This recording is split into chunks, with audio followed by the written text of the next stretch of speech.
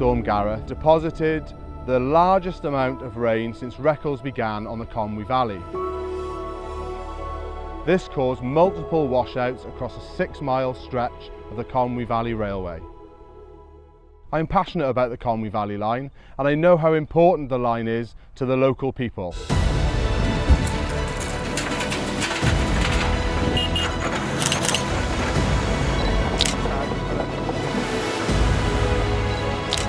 Along with our contractors Alan Griffiths, we are rebuilding miles of railway to minimise the impact of events like this in the future.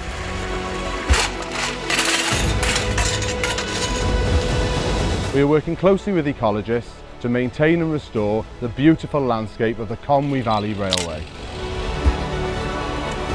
This August, the National Eisteddfod comes to Llanrwst. This is a festival celebrating all things Welsh. We will do our bit to make sure that we can get the passengers into Llanrwst from Wales and beyond.